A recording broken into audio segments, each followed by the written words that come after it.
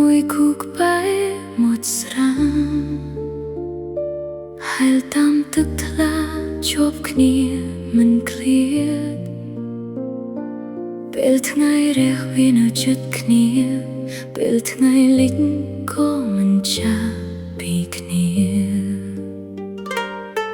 ខ្ញុំឈរមើលដោយចិត្តស្ងប់ស្ងាត់ហើយគិតដល់រឿងយើងពីមុនស្នេហ៍ដែលធ្លាប់សន្យាជារៀងរហូតហេតុអ្វីបែរជាបាត់បង់ទៅវិញសតនៅใจស្មោះត្រង់ចំពោះគ្នាមិនត្រូវចិត្តតាមពេលវេលា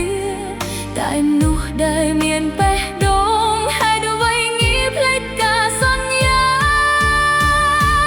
សត្វត្រជាកម្មនៅស្មោះស្នេហ៍ទូឃ្លៀងធ្លាក់ឬខ្យល់បក់ខ្លាំងវានៅតែហែលក្បែរគ្នាមិនបោះបង់ដៃគូបោះខ្លួនតែស្នេហ៍មនុស្សដែលខ្ញុំធ្លាប់ជឿបែរជាសត្វតាមខ្យល់ទៅឆ្ងាយសល់តែខ្ញុំឈរម្នាក់ឯងជាមួយទឹកភ្នែកនិងការចងចាំ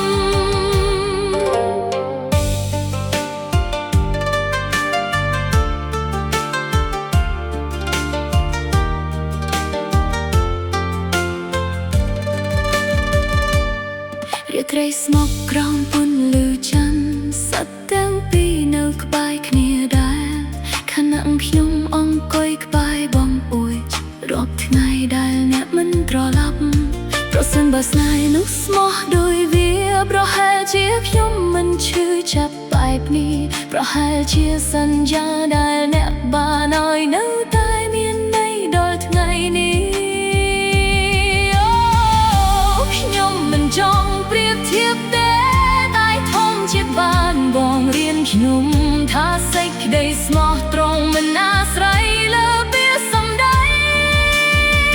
តែស្ថិតនៅក្នុងការនៅក្បែរគ្នា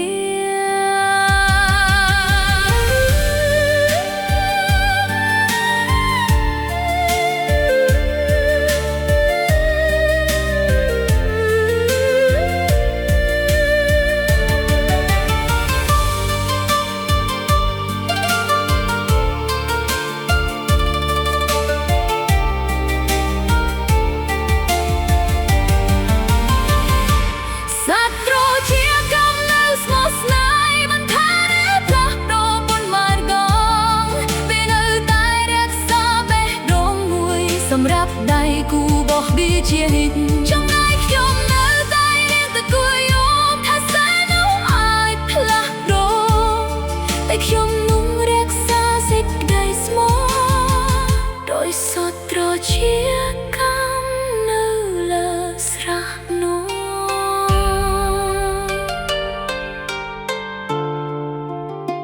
សត្វត្រជាកម្មនៅលើ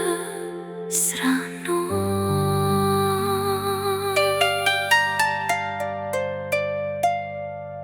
សត្វត្រជាកម្មនៅស្មោះស្នេហ៍